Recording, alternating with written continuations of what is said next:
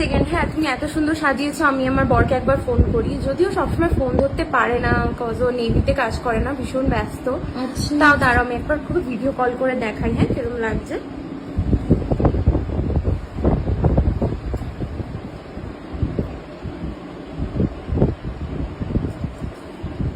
হ্যাঁ, কিরকম লাগছে বলো।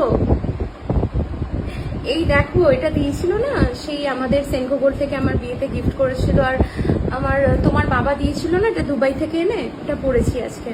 কিরম লাগছে আমায়? আমি জানি তোমার বউ সুন্দর, তাও আজকে যে মেকআপ আর্টিস্ট ছিল শেষপ্রিয়া দি, খুব সুন্দর সাজিয়েছে না, একটা রয়্যাল লুক দিয়েছে।